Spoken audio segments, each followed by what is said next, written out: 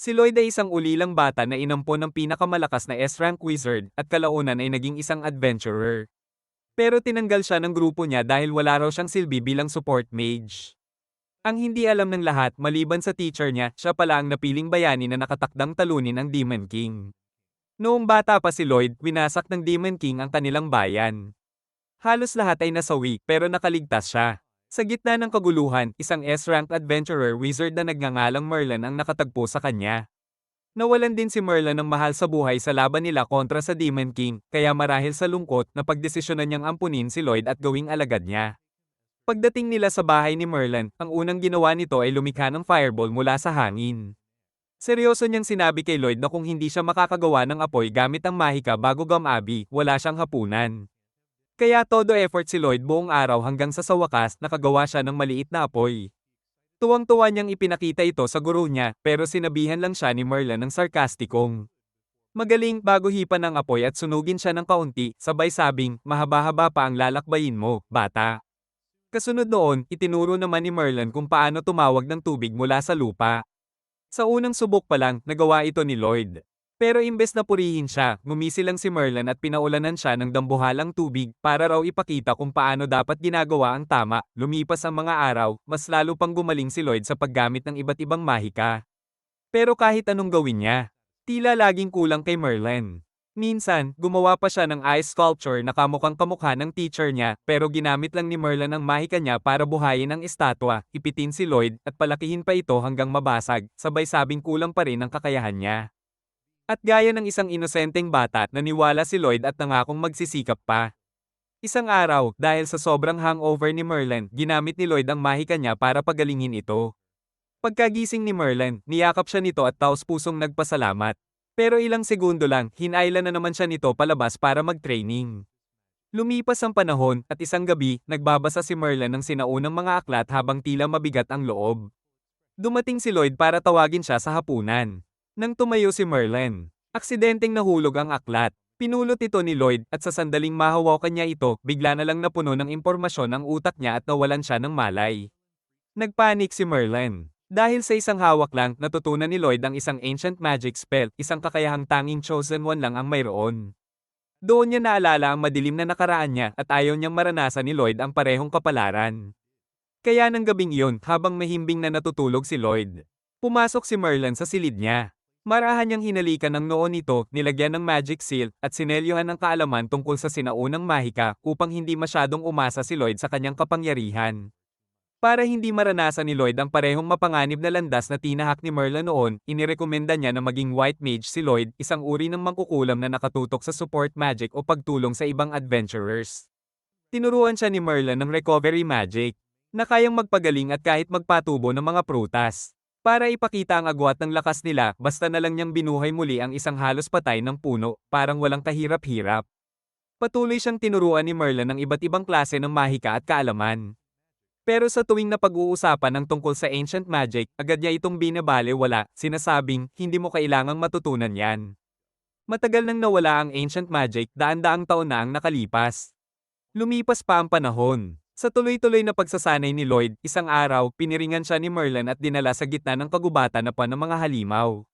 Binigyan lang siya ng isang kutsilyo, at sinabihan, bumalik ka sa bahay sa loob ng isang linggo, gamit lang ang mahika mo.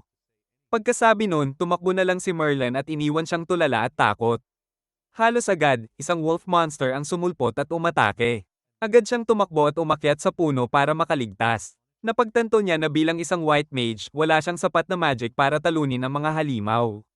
Kaya nagpasya siyang makauwi na lang habang iniiwasan ng panganib. Ginamit niya ang kanyang magic sense para matukoy kung saan banda ang bahay nila at nagsimulang maglakad papunta roon. Sa daan, ginamit niya ang mahika para pahinugin ang mga prutas na makakain niya. Sa gabi naman, nag-iisip siya ng mga bagong spell na makakatulong sa kanya para makaligtas. Habang tumatagal, nag-eeksperimento siya ng mga bagong magic tulad ng para makahanap ng pagkain at para makatakbo ng mas mabilis. Kinabukasan, muntik na siyang lumunin ng isang higanteng gagamba, pero dahil sa bilis na dulot ng bagong spell niya, nakatakas siya ng buhay.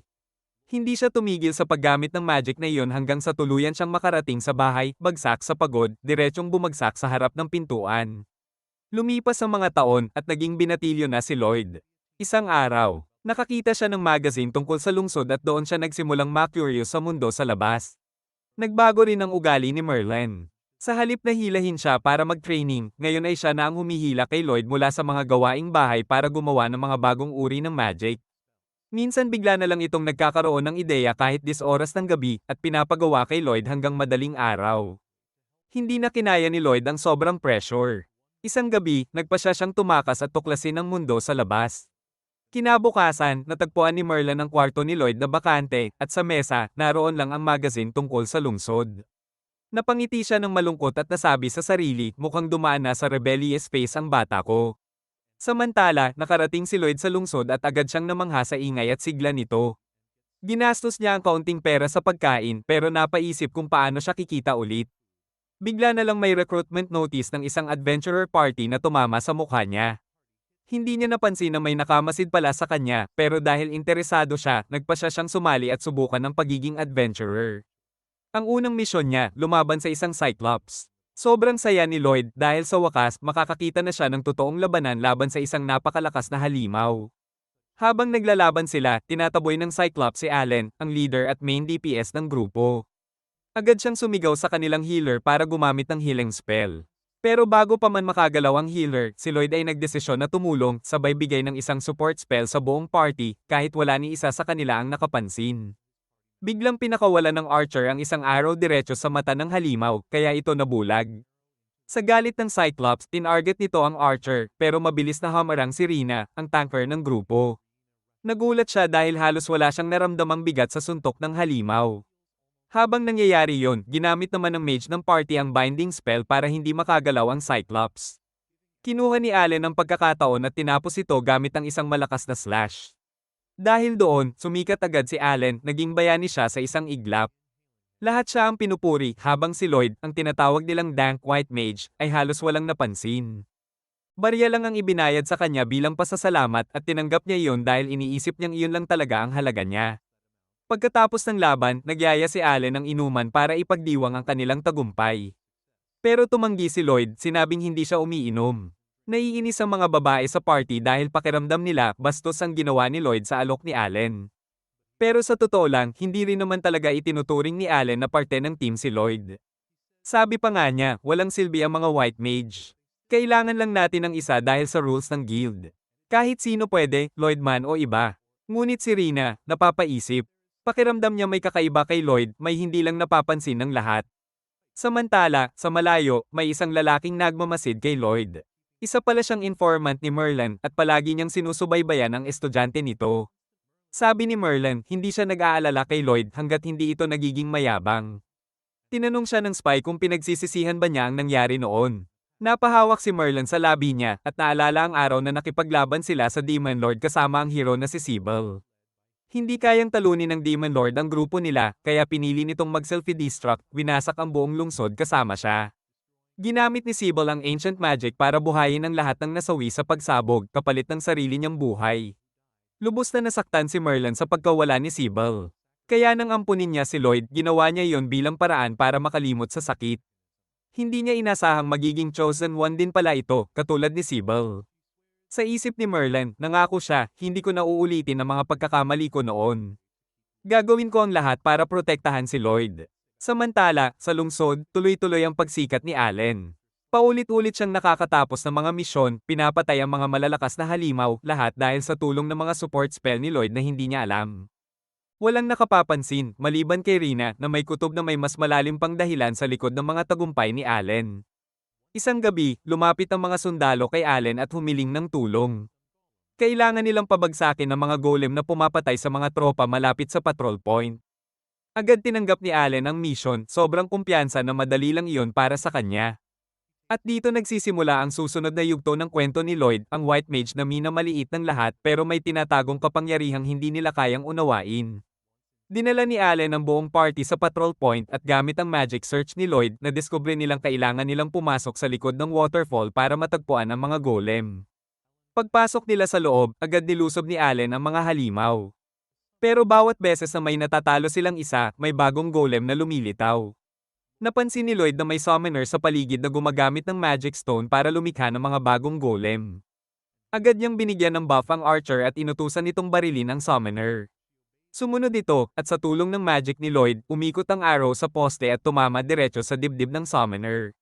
Sunod, inutusan ni Lloyd ang wizard na i-teleport sa kanya ang magic staff ng kalaban at nang makuha niya ito, agad niya itong sinelyuhan para hindi na magamit muli. Pero hindi natuwa si Allen. Naiinis siya dahil pakiramdam niya siya lang dapat ang nagbibigay ng utos sa party. Kaya binaling niya ulit ang atensyon sa natitirang golem. Binalaan siya ni Lloyd, umatras ka dahil nawala na ng kontrol ang golem matapos mawala ang kanyang master.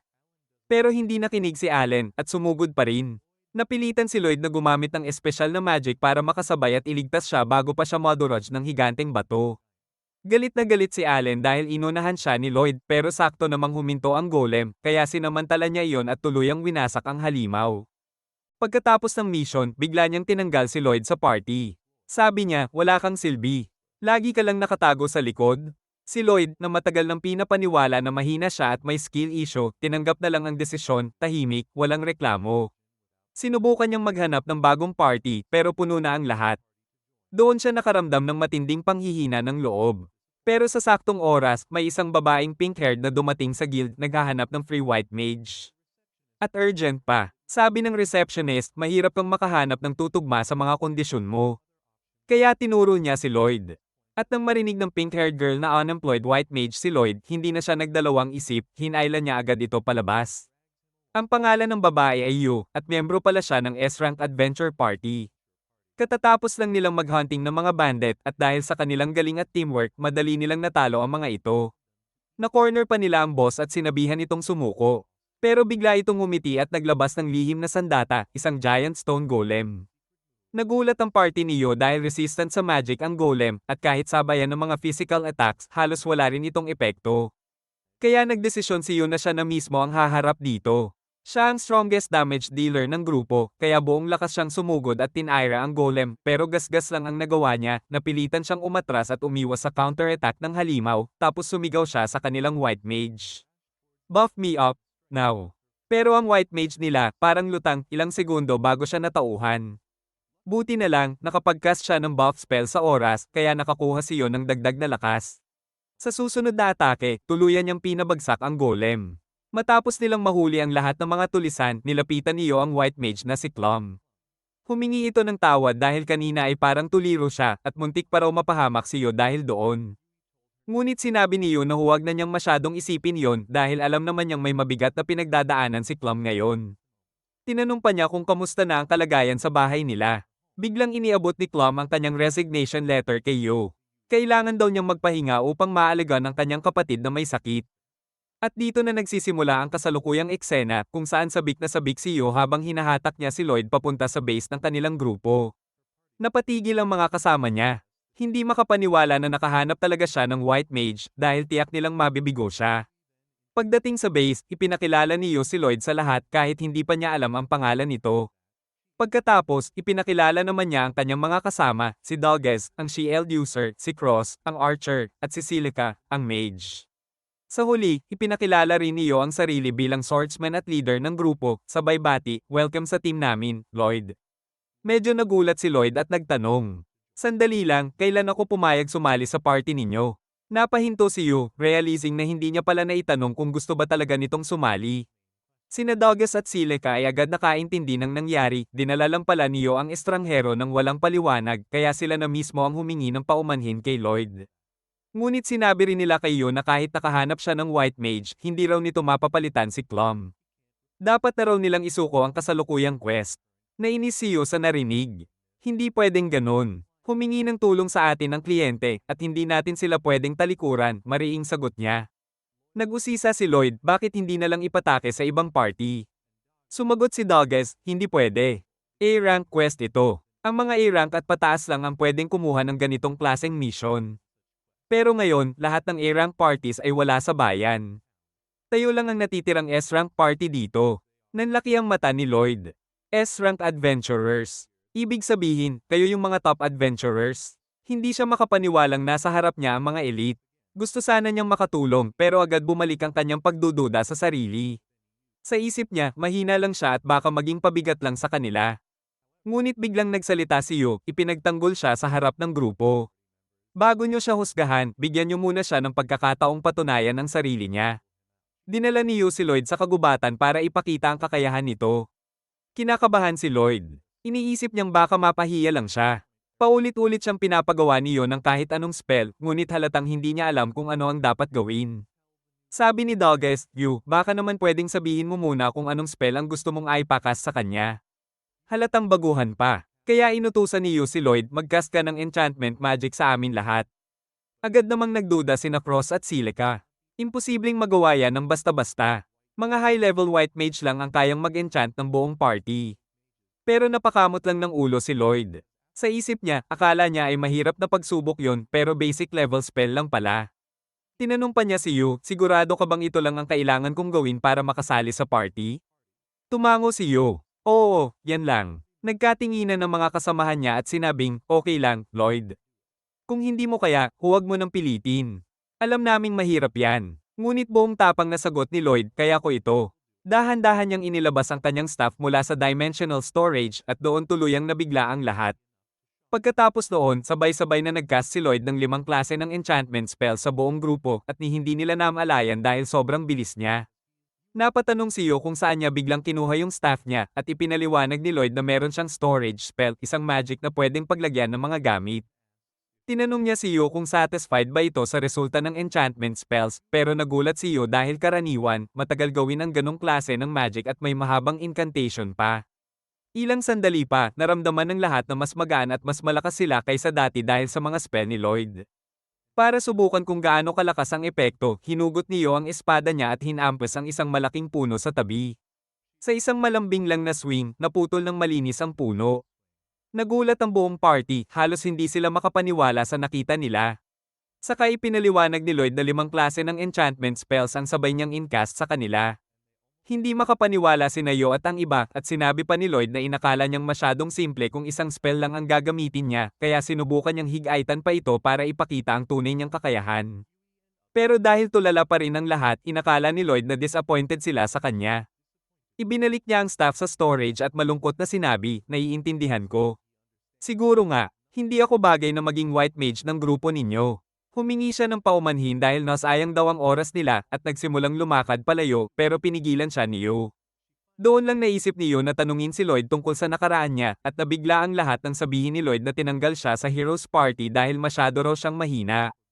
Nagkatinginan si Nayo at ang iba, iniisip nila, anong klaseng standard kaya meron ng hero kung ganitong antas si Lloyd tapos tinawag pa ring mahina, kahit ganon. Patuloy pa rin sa pag-insist si Lloyd na mahina lang talaga siya, kaya napaisip si Cross kung gaano kataas nga ba ang pamantayan ni Lloyd. Binago ni Lloyd ang usapan at tinanong kung bakit hindi na lang nila tawagin pabalik ang dati nilang white mage. Ipinaliwanag niyo na si Clump, ang dating white mage nila, ay nag-aalaga sa kapatid niyang may sakit habang nagtatrabaho pa rin bilang adventurer. Dahil sabay niyang ginagawa ang dalawang bagay, naubos ang lakas niya at napilitan siyang magpahinga muna bilang adventurer. Sabi ni Doggest, kaya naman daw nilang tapusin ang karamihan sa mga quest kahit wala si Clump, pero kapag A-rank na, mahirap na yon, kailangan talaga nila ng white mage. Biglang nag-alala ang lahat kay Clump kahit wala na siya sa party dahil kaibigan pa rin nila ito. Medyo nagselo si Lloyd nang marinig yon, kaya agad niyang binago ulit ang usapan. Tinanong niya kung alam ba nila kung anong sakit meron sa kapatid ni Clump. Naalala niyo na unti-unting nagiging Magi Stone ang katawan ng kapatid nito. Nabanggit ni Lloyd na natutunan niya kay Master Merlin noon ang tungkol sa Magi Stones na kaya nitong gawing bato ang mga buhay na nilalang kapag nahawa. Naisip tuloy ni Lloyd, posible kayang ibalik sa dati ang taong nagiging Magi Stone. Kaya nagdesisyon siyang alamin ang sagot. Hiniling niya kay Yu na dalhin siya sa bahay ni Clump at agad naman siyang sinamahan nito. Pagdating nila, binuksan ni Clump ang pinto. Payat na payat siya at halatang pagod. Nagulat siya nang makita si Yu at ang iba pero pinapasok pa rin sila. Pagkapasok pa lang nila, agad nagsimulang kumilos si Lloyd. Tinawag niya si Clump at sinabi, pakidetalye nga sa akin ang kondisyon ng kapatid mo. Ikinwento ni Clump na dati, magkasama silang nag-a-adventure ng kapatid niyang si Sylvie, pero nasugatan ito sa isang mission, at mula noon, nagsimula na ang karamdaman niya.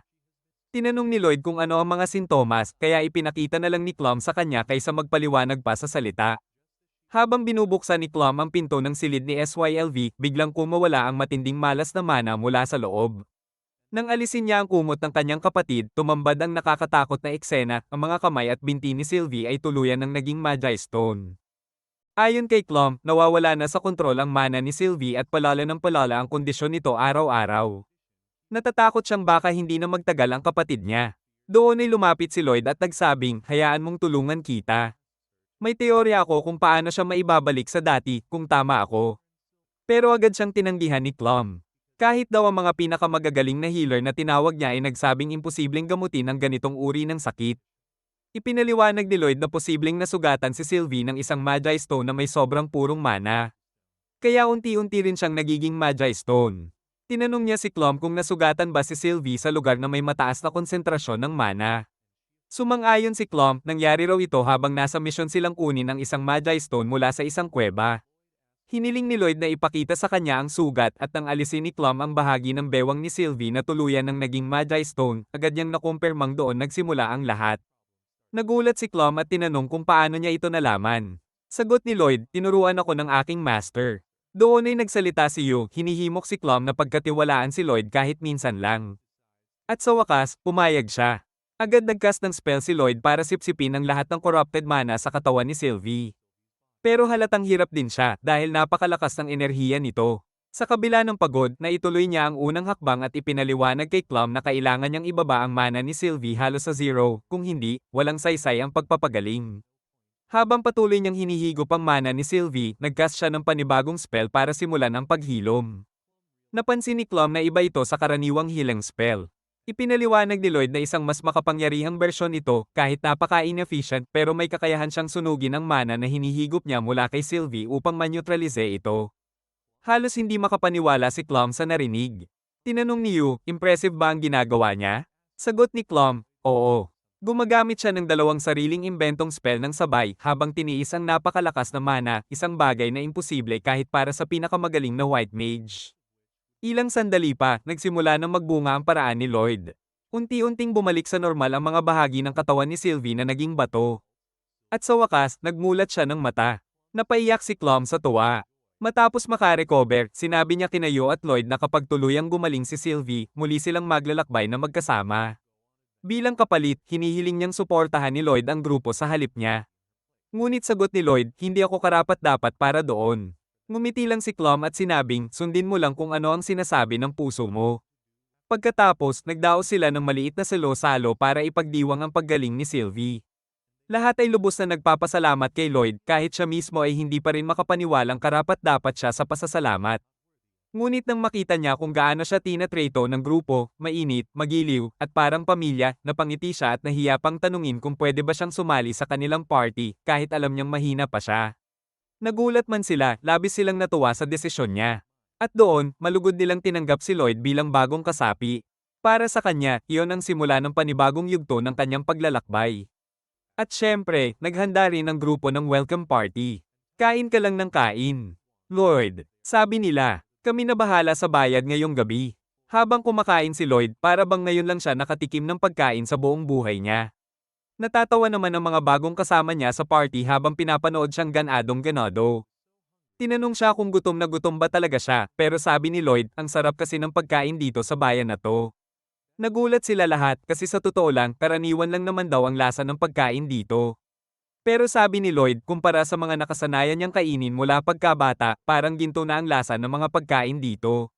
Naging curious tuloy si Yu tungkol sa kabataan ni Lloyd. Doon na nagkwento si Lloyd na dati raw, kasama lang niya ang teacher niya. Lahat ng kinakain nila, galing lang sa hardin nito, kung ano ang tumubo, yun ang ulam. Minsan naman daw, nagtitipon ng teacher niya ng mga ligaw na mushroom, at minsan, nag-iihaw lang ng karne ng mga wild beasts, walang kahit anong pampalasa. Dahil doon, natuto si Lloyd magluto, pero aminado siyang hindi niya kailanman nalampasan ang lasa ng mga pagkain dito sa bayan. Pero halata namang hindi na tungkol sa pagkain ang iniisip ni Yu, mas interesado na siya sa teacher na nagturo kay Lloyd ng mahika. Kaya tinanong niya ito ng mas marami pang detalye. At sumali na rin sa usapan sina Silica at iba pang miyembro. Tinanong ni Silica kung ang teacher ni Lloyd ay white mage din, pero sagot ni Lloyd, hindi raw, mas isa siyang combat type mage, kasi madalas daw siyang makakita ng pagsabog kapag nagtatrabaho itong mag-isa. Namangha si Silica, grabe, hindi pa pala white mage yun pero galing niyang mag-train sa'yo. Sabi niya, Tumango si Lloyd, sabay sabi, oo, si Merlin ay sobrang kamangha-mangha. Napangiti si Silica, gusto ko sanang matuto sa kanya kahit konti. Pero agad siyang pinigilan ni Lloyd, wag.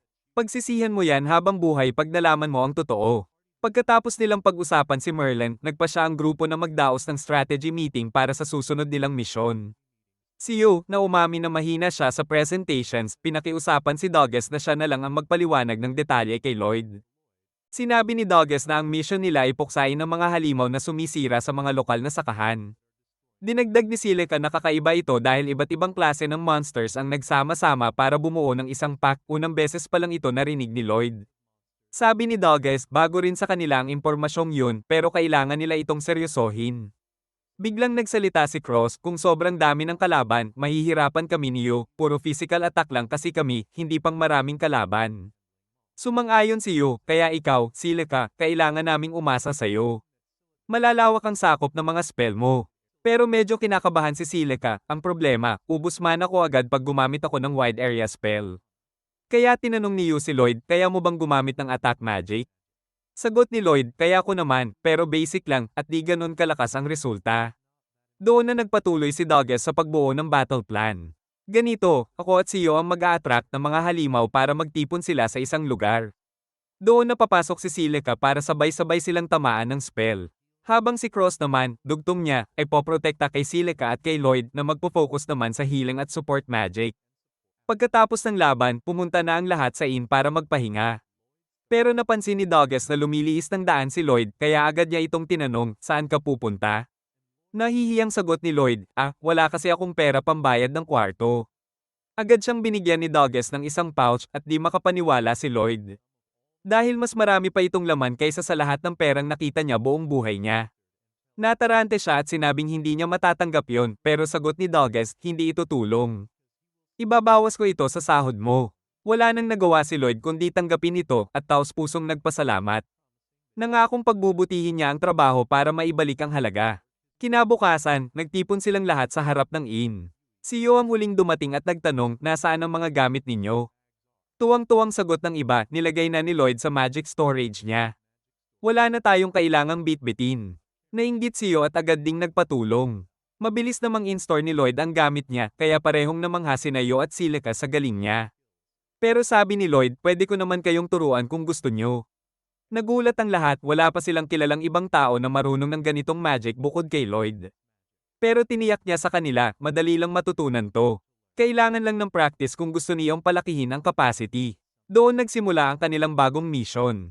Sa biyahe, unti-unting natutunan ni Lloyd na hindi lang tungkol sa pakikipaglaban ang mga quest, kailangan din marunong kang mag-enjoy habang naglalakbay. Maaga silang nakarating sa unang campsite, mas maaga pa sa schedule dahil hindi na nila kailangang magbuhat ng mga gamit. Inilabas ni Lloyd ang mga gamit mula sa magic storage at agad silang nagtayo ng mga tent. Pagkatapos, nagyaya si Yu, Tara, ligo tayo sa ilog. Pero pinagalitan siya ni Dogges, hoy, hindi pa tayo tapos. Kailangan pa nating mangolekta ng panggatong at pagkain. Nag-volunteer si Lloyd, ako nasa Fairywood. Ngumiti si Yo at nagpasalamat, salamat, nabawasan mo yung trabaho namin. Sabay hinailan niya si Silica, tara na. Maligo na tayo. Habang nag-aasikaso naman si Lloyd, pumasok siya sa kagubatan at nagsimulang mamulot ng mga tuyong sanga. Nakakita rin siya ng mga prutas na paborito niya noong bata pa siya. Kaya kumuha siya para ibahagi sa party. Pero biglang may narinig siyang sigaw, boses ni Yu.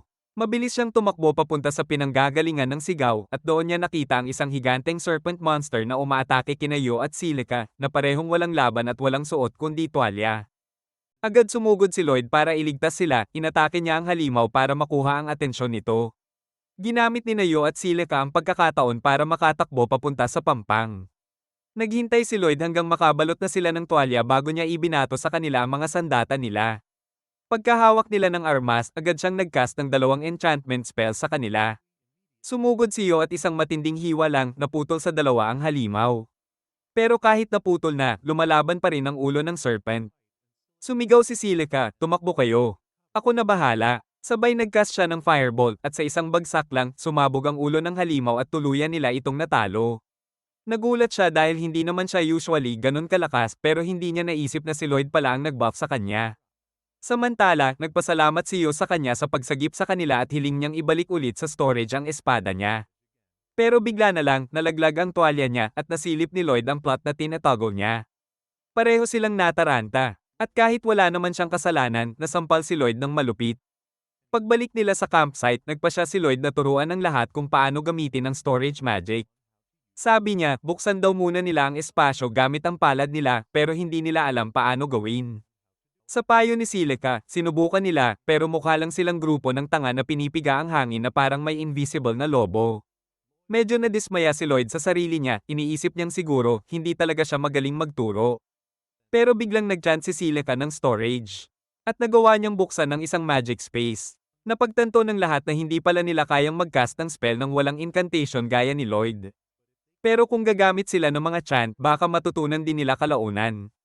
Pagkatapos ng ilang practice, nagawa na ni Silica na i-store ang kanyang staff sa magic space, pero nahirapan pa rin ang iba. Kinagabihan, habang tulog ang lahat, si Lloyd at yun naman ang naka-duty sa pagbabantay. Umupo si Yu sa harap niya at nagpasalamat sa pagsali niya sa party. Sabi naman ni Lloyd, dapat nga siya ang magpasalamat dahil wala rin siyang trabaho noon. Naalala niya kung gaano kaseryoso si Yu na tapusin ang quest dahil gusto nitong tulungan ang kliyente, kaya tinanong niya kung may espesyal na dahilan bakit ganon siya kaporsigido. Ikinwento ni Yu na noong bata pa siya, sinalakay ng mga halimaw ang kanilang nayon at siya lang ang nakaligtas. Kaya nang marinig niya ang tungkol sa quest, hindi niya mapigilan ang sarili na tanggapin ito. Gusto niyang iligtas ang iba sa parehong kapalarang naranasan niya noon. Biglang pinutol siya ni Lloyd. Tahimik ka muna, may mga halimaw sa paligid. Agad na nag-alert si Yu at tinawag ang espada niya. Sinabi ni Lloyd na gisingin niya ang iba.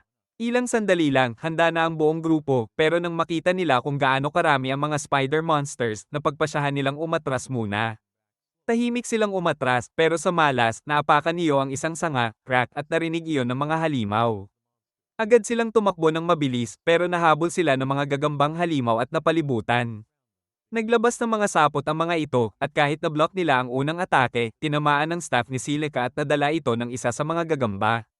Hindi nagtagal, nabalot sila sa makapal na sapot at nagsimula silang kabahan.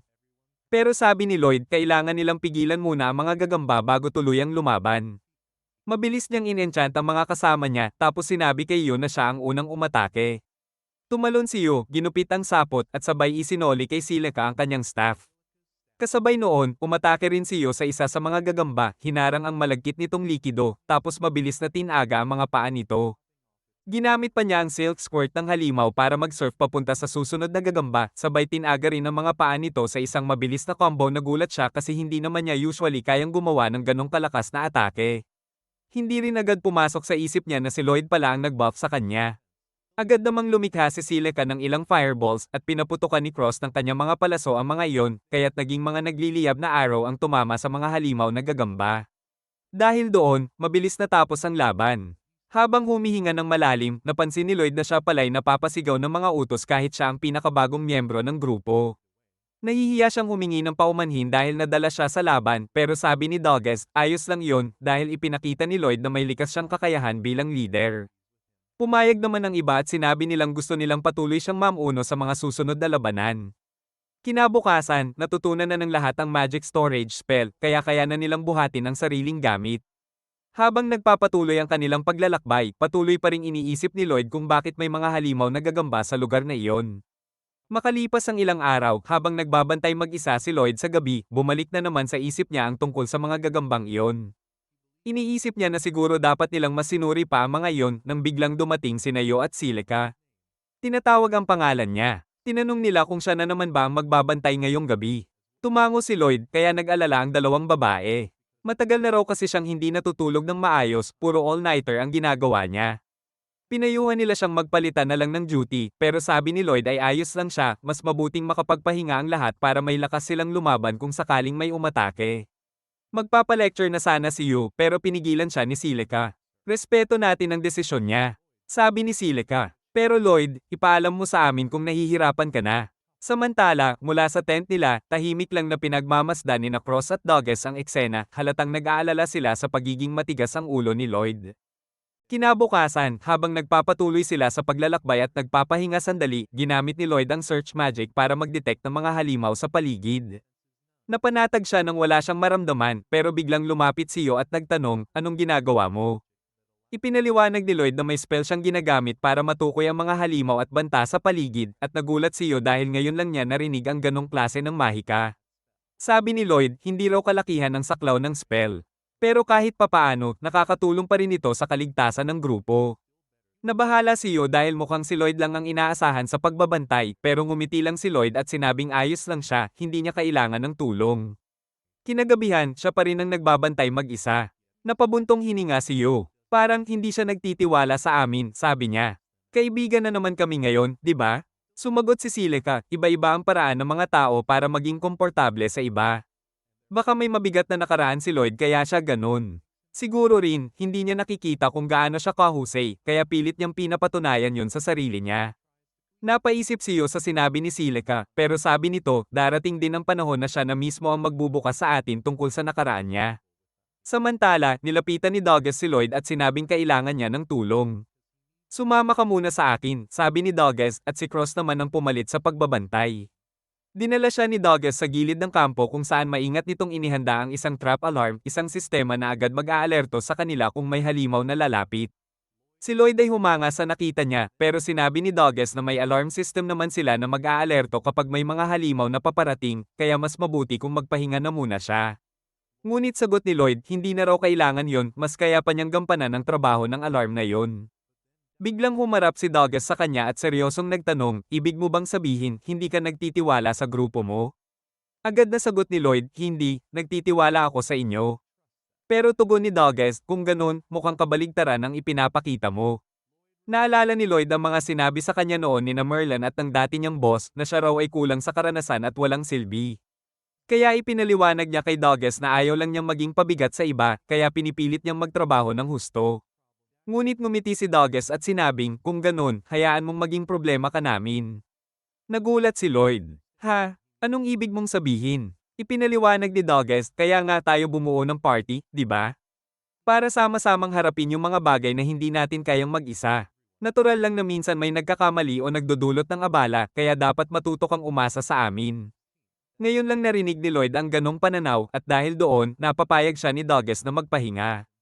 Sa loob ng tent, napangiti siya habang iniisip na, sa wakas, may mga tao na siyang maaasahan. Kinabukasan, sinubukan niyang isabuhay ang natutunan niya. Medyo kabado pa, tinanong niya si Yo kung pwede siyang samahan mag-igib ng tubig. Masiglang pumayag naman ito. Samantala, sa kabilang banda, isang maharlika na nagngangalang Michelle ang nakatanggap ng ulat mula sa isang kaina-hinalang black mage. Sinabi nitong nailagay na niya ang mga magic stone sa lahat ng lokasyong itinuro sa kanya. Ngumiti si Michelle. Tuwang-tuwa dahil mukhang magiging madali na ang kanilang plano. Dagdag pa ng Black Mage, dahil sa mga nakaraang pagkana nila, nagkahiwa-hiwalay na ang mga high-ranking adventurer party, kaya hindi na ito makikialam sa kanilang operasyon. Gayunman, nanatiling banta ang Heroes Party. Ngunit sagot ni Michelle, wala silang magagawa roon, gagalaw lang ang grupo ng bayani kapag may utos mula sa hari. At sa palagay niya, kahit pa ang mismong bayani ang kumilos, hindi pa rin ito mapipigilan ang mangyayari. Balik sa kagubatan, napansin ni na Lloyd at ng grupo na kakaiba, walang kahit anong halimaw sa paligid. Pinalawak ni Lloyd ang saklaw ng kanyang search spell at nadetect niya ang isang grupo ng mga halimaw mga 10 kilometro sa unahan. Sabi ni Cross, ibig sabihin, malapit na yon sa mga bukirin na pupuntahan natin. Bago pa makapagpaliwanag si Lloyd, sumabat agad si Yo. Sandali, kaya mo bang mag-search hanggang 10 kilometro? Tumango si Lloyd. Agad siyang nainis si Yo, ha? Sabi mo dati hindi pa ganun kalayo ang kaya mo? Maliit lang naman yung 10 kilometro, inosenteng sagot ni Lloyd. Maliit? Sigaw ni Yo, halatang nabubuwisit. Pinakalma siya ng ibang kasamahan at pinaalalahanang mas malaking problema sila ngayon. Kaya dali-dali silang tumakbo papunta sa lokasyon ng mga halimaw at pagdating nila, gulat silang lahat. Sobrang dami ng mga wolf-type monsters na sumalakay sa mga bukirin na dapat nilang ipagtanggol. Ngunit ang mas ikinabahala ni Lloyd ay ang katotohanang iyon lang ang tanging lugar na nakita niyang may halimaw. Habang iniisip ni Lloyd kung saan napunta ang mga halimaw, napansin din ng buong grupo na kakaiba iyon kasi, sa normal na sitwasyon, hindi umaalis ang mga halimaw sa kanilang teritoryo. Habang nagtataka ang lahat, biglang may napansin si Cross sa gitna ng kawan ng mga lobo, may kakaibang bagay doon. Hindi ito makita ng iba dahil hindi kasing talas ang mata nila si Cross. Kaya ginamit ni Lloyd ang isang mahika para bigyan ng sarili niya ng telescopic vision.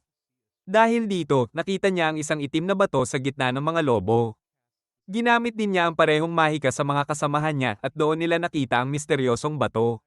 Sabi ni Doggett parang Magi Stone daw yon at dagdag naman ni Silica, nakakaalarma ang itim na aurang nakapalibot dito. Ayon kay Lloyd, baka iyon ang pinanggagalingan ng mana. Pero napansin niya rin na parang pamilyar ang enerhiya nito, kapareho ng sa mga beast folk. Naalala niya tuloy ang sinabi ni Merlin dati na ang mga beast folk ay may espesyal na mahika para kontrolin ang mga halimaw. Mukhang iyon din ang ginagawa ng Magi Stone na ito. Agad nagcast si Lloyd ng search spell at napansin niyang may paparating na malaking grupo ng mga halimaw.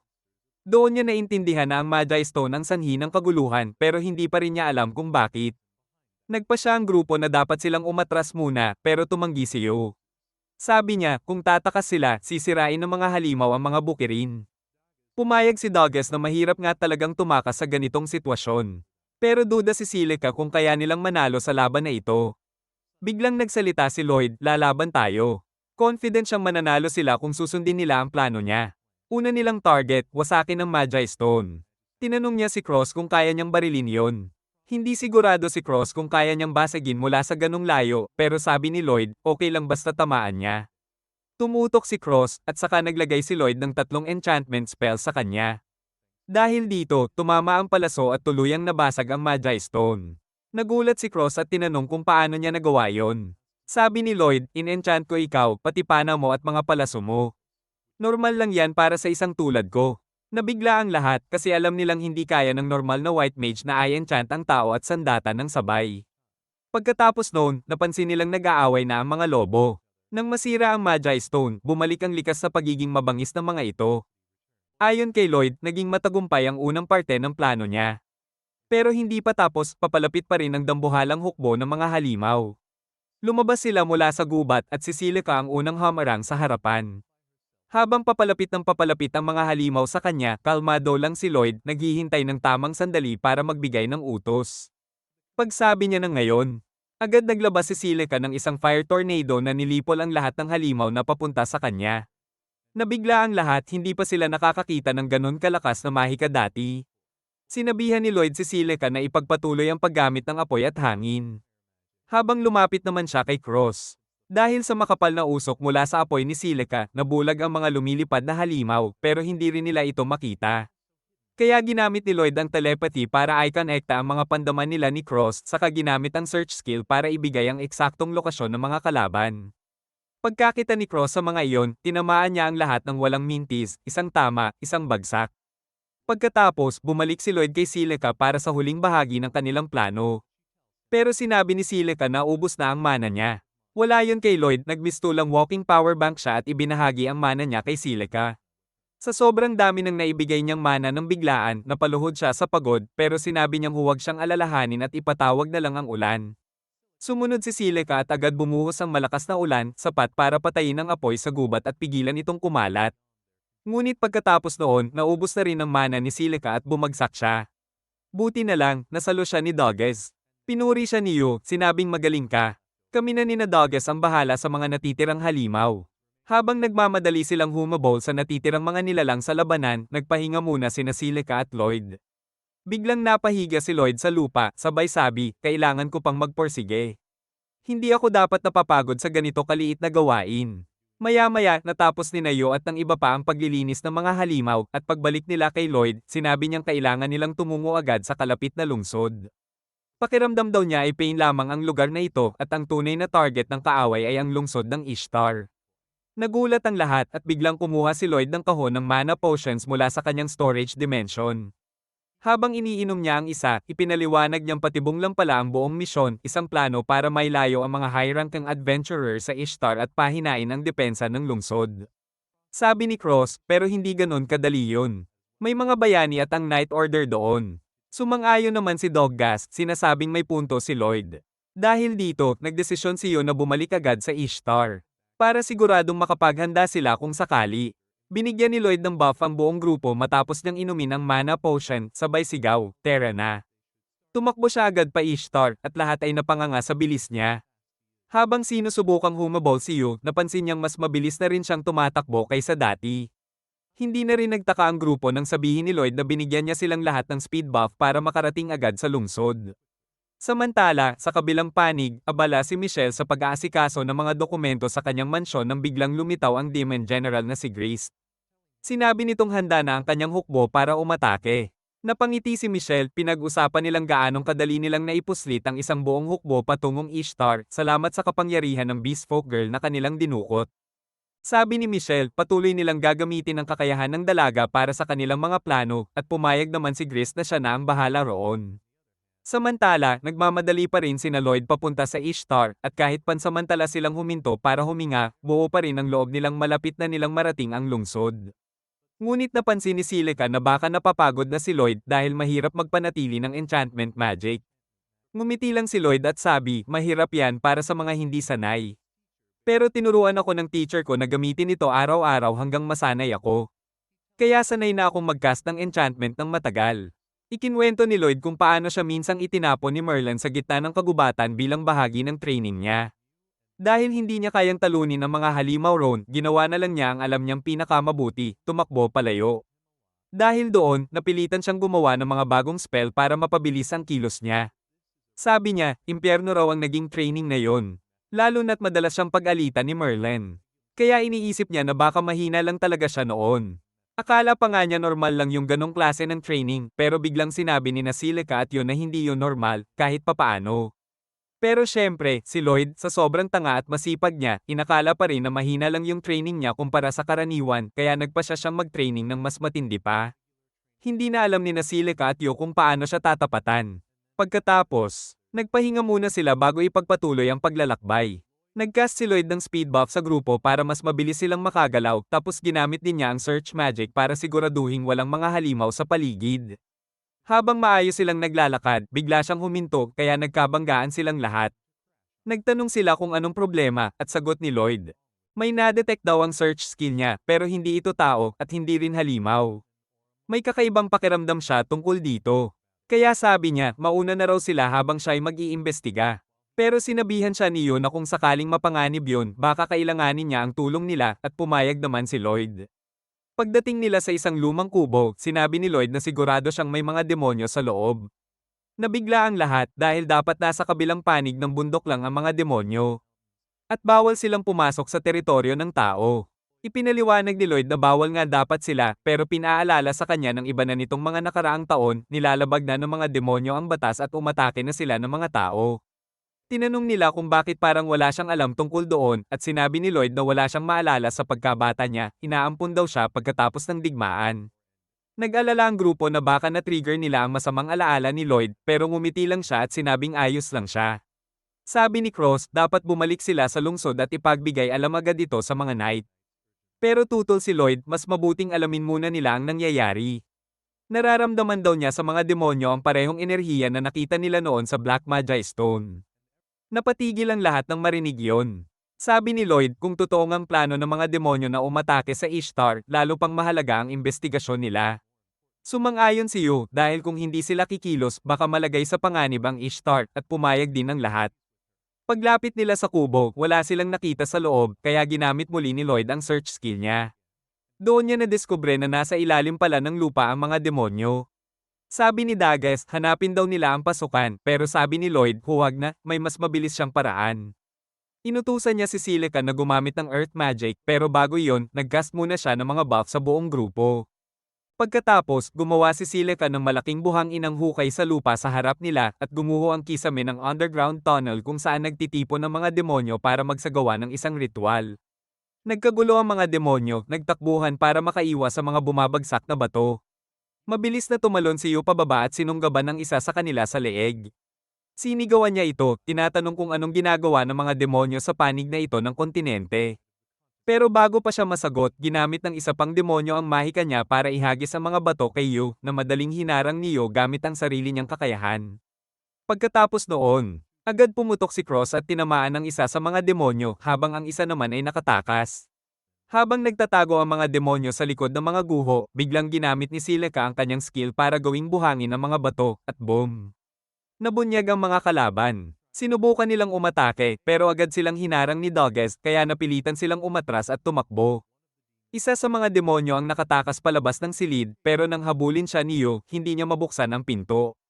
Dalawa pang demonyo ang sumugod mula sa likod para mang-ambush sa kanya. Pero ginamit ni Cross ang kanyang kapangyarihan para ipako sa lupa ang mga balabal ng mga ito, perfect timing para pabagsakin sila ni Yo. Tatlo agad ang nolipol nila, kaya agad silang tumakbo para habulin ang huling demonyo.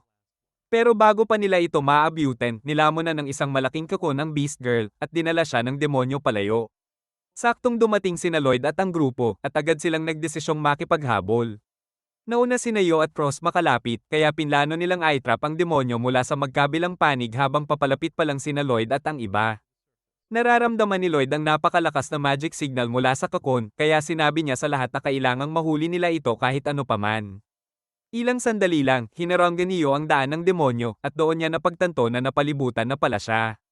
Sumuko ka na, utos ni Lloyd. May mga tanong lang kami sa'yo. Pero sa halip na sumuko, pinili ng demonyo na lumaban. Nag-activate siya ng magic circle at naghanda ng atake, pero mabilis na kumilos si Lloyd, gumawa siya ng magic shield sa harap ng mga kasama niya. Bumalik sa demonyo mismo ang atake at tinamaan siya ng malakas.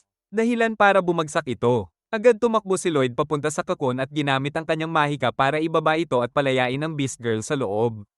Dinala nila siya pabalik sa cottage at doon ipinasya ni Lloyd na siya mismo ang magpapagaling sa kanya dahil siya na lang ang makakapagsabi ng totoo, ngayong lahat ng demonyo ay patay na. Habang ginagamit ni Lloyd ang healing magic, namangha sina Yo at Silica dahil sobrang bilis ng epekto. Ipinaliwanag ni Lloyd na inayos niya ng kaunti ang spell. Dahilan para mas gumana ito. Nagulat ang dalawa, ang hirap magbago ng spells. Pero natawa lang si Lloyd, sanay na ako. Pinapagawa sa akin yon ng teacher ko noon. Lagi niya akong pinagtutulungan gumawa ng bagong spells. Agad silang naging curious kung sino ang teacher niya, pero simpleng sagot lang ni Lloyd, isa lang siyang weirdo. Biglang nagising ang Beast Girl, kaya mabilis na lumapit si Yo at tinambakan agad siya ng mga tanong. Kabado siyang nagpakilala, ako si Claire. Pero parang hindi tama ang narinig ni Yo. Kaya tinawag na lang niya ito kung ano man ang pumasok sa isip niya. Tinanong naman ni Cross kung bakit siya kinuha ng mga demonyo, pero nagdalawang isip sumagot si Claire. Kaya si Lloyd na ang nagsalita, adventurers kami. Niligtas ka namin. Sinabi rin niya na may narinig siyang ibang beast folk na kayang mag-control ng mga monster gamit ang mahika, at tinanong kung siya ba ang may kakayahang iyon yung ginamit sa mga farm na nakita nila. Tumango si Claire at inamin na siya nga iyon, pero pinilit lang daw siya ng mga demonyo na gawin yun. Doon nila nakuha ang buong katotohanan, gusto ng mga demonyo na pasukin ng mga halimaw ang Ishtar dahil ito ang daan papunta sa kontinente. Nagpasya agad sina Lloyd at ang grupo na bumalik para protektahan ito. Kasama si Claire. Pero habang nagpapahinga sila sa daan, biglang naramdaman ni Lloyd ang paparating na napakaraming monsters at mas malaki pang hukbo ang sumusunod sa likod nila. Nang maramdaman ni Lloyd ang napakaraming halimaw na paparating, kinabahan siya. Alam niyang hindi nila kayang labanan ang lahat ng iyon mag-isa. Kaya napilitan siyang gumawa ng matinding desisyon. Sinabi niya kina Yo at sa iba na tumakbo na papunta sa lungsod at sabihan agad ang mga knight tungkol sa paparating na panganib. Samantala, siya naman ang mananatili kasama si Claire, gagamitin niya ang kapangyarihan nito para pigilan ang mga halimaw hanggat makakaya nila. At doon nagtatapos ang video na ito. Huwag kalimutang i-like at i-subscribe para sa mas marami pang anime recaps. Salamat sa panonood at magkita ulit tayo sa susunod na episode.